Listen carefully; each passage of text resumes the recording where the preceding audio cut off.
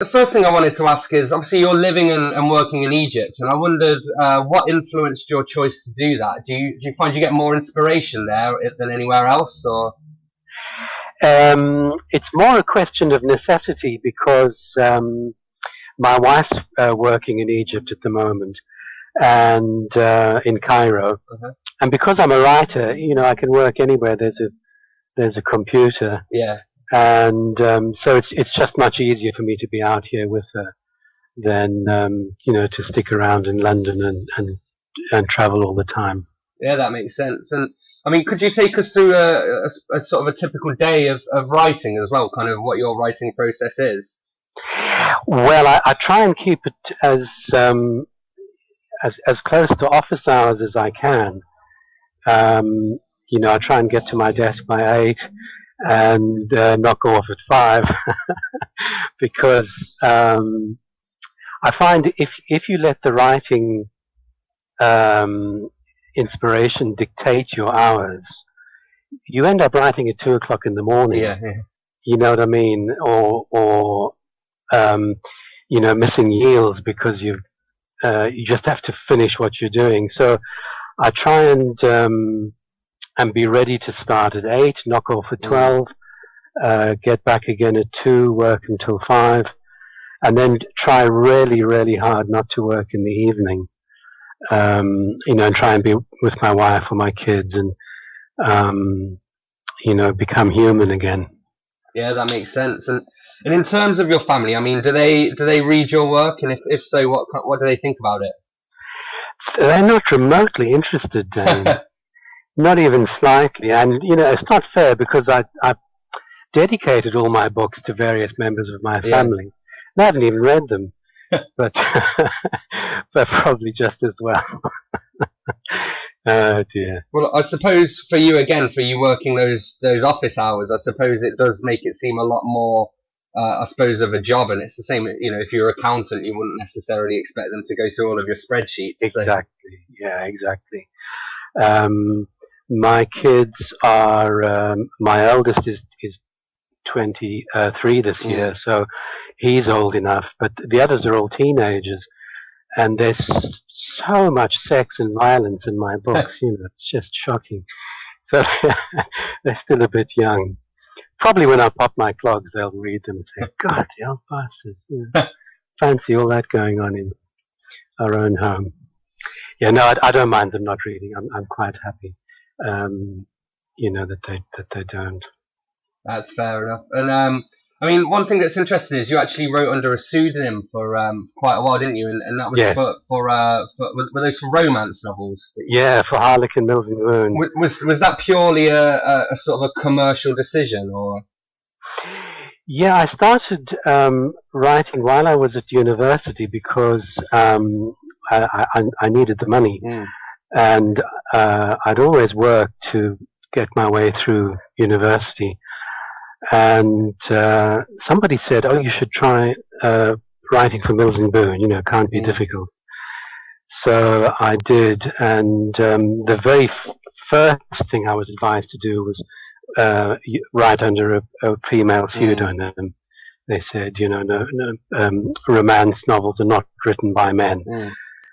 So yeah, I wrote 30-something books under that pseudonym. And what made you decide to use your real name when you moved on to your sort of more suspense and historical kind of novels? I couldn't think of a better one. If I should have thought up something like John le Carré, something really snappy. But I never thought about it. I just steamed ahead. And I suppose one thing that interests me, I mean, did you encounter any difficulties, kind of almost rebranding yourself to your actual name? I mean, did you have to rebuild your reputation? Yes, I did, and in a way, it was inevitable because the two kinds of books don't really have the same readership. There are some romance readers who came along from the Mills and Boon days and wanted to try out what I was writing now, but most of them didn't really like it. They didn't. They don't read historical novels. They're a very conservative readership, romance readers, I find. And so another thing as well that's quite interesting is that you're not just a writer, you've done some illustration work as well. Yes. And I wondered, how did you get into illustration, and is that an area you'd like to do more of in the future as well? Yes, I would love to. I'm unfortunately just not that talented at illustration, but I do love it, and it's. I think writing is a left brain occupation, and drawing is a right brain occupation, or maybe the other way around. But it makes a good change, and quite often when I'm really tired with writing, when I sort of hit a brick wall. Starting to draw something or paint or even sculpt something is very refreshing. You just kind of switch off the one side and let the other side take over. That makes sense. Yeah, it's almost like a way of kind of recharging your batteries by doing a different kind of creative activity, isn't it? I suppose. Yes, absolutely right. And one thing as well, you post a lot of your drawings on Twitter, and I wondered sort of where'd you get the ideas for them? And also, cheeky question, would you draw one for SocialBookshelves.com as well? Oh yeah, absolutely, I would. Most of the drawings I post on Twitter are done on my phone. Yeah. There are lots of different apps, but the one I like is called Zen Brush, because it's very simple. It doesn't have a lot of colors to choose from. So those are mostly done at the end of the day when I'm crawling from my desk to to bed, and I'll scribble something with my fingertip, and sometimes they're a bit baffling even to me. Yeah, they are quite surreal. Yeah, I'm delighted to do one for Social Bookshelves. If you could, that'd be brilliant. We'll put that up with the article and everything as well. It'd be great. Cool. I will do. One thing as well, we always ask everybody this, as obviously we're a book blog. What's the last book that you read, and what did you think of it?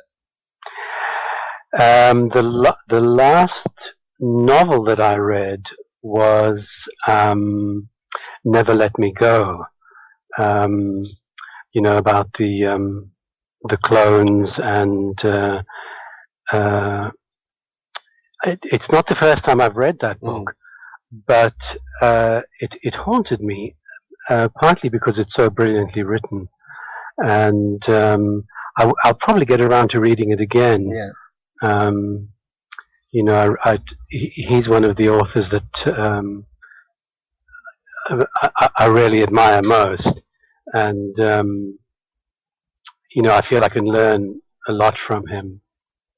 It's interesting actually, because one thing I'd noticed is that most reviews of your work, they don't often compare you to other writers, and I wondered if you were to be compared to another writer, who would you want it to be?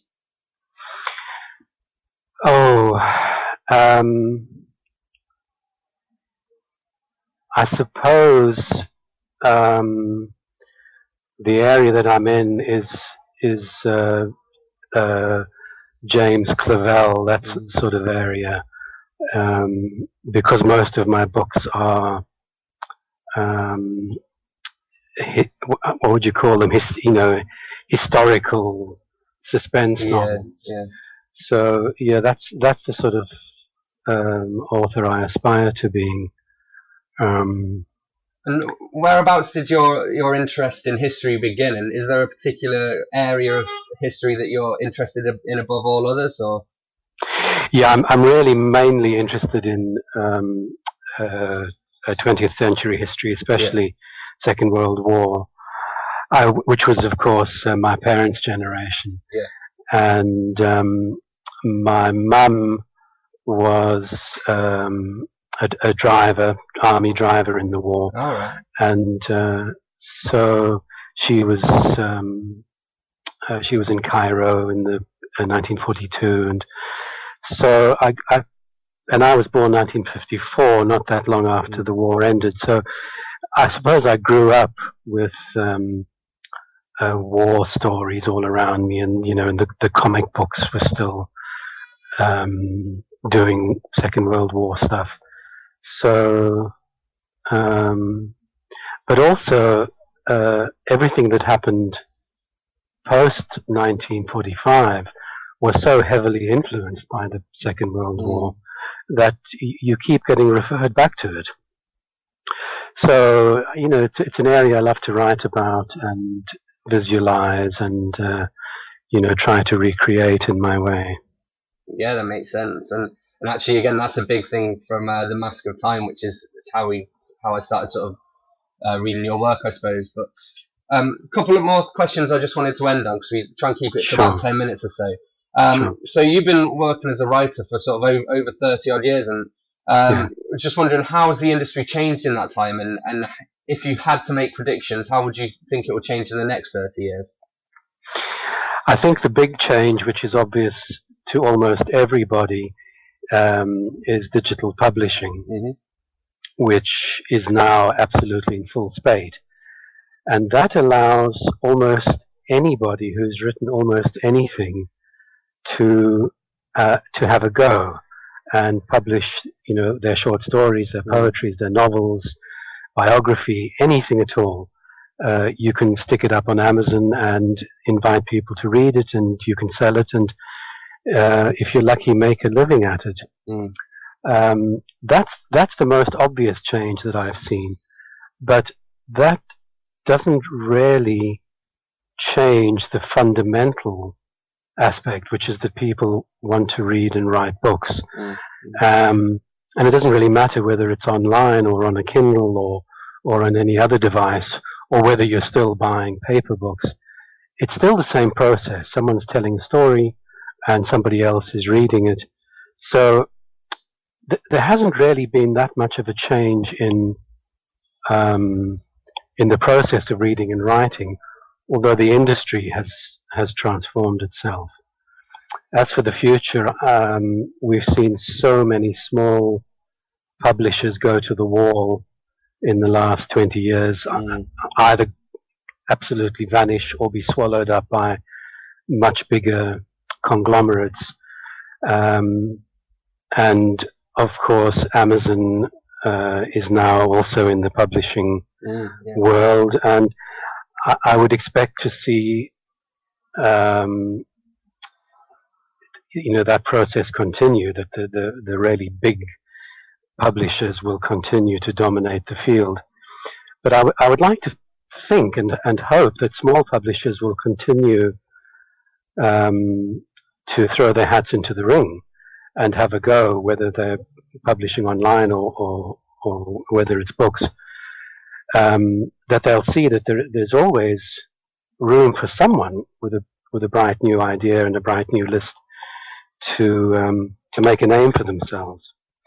So that's what I would like to see anyway. Well, fingers crossed for that, yeah. And again, speaking of the future, what's next for you? Is there anything you can tell us about what you're working on at the moment? At the moment, I'm working on another book which is set during the war. It's about three sisters who each have a very different experience of the war, and it's visualized as a series. So I finished book 1 and I'm working on book 2 now. I don't know if there'll be a book 3, but I hope there'll be at least 2 books in that series. Brilliant. And have you got sort of rough dates for when you hope those will be out, or as and when they're done?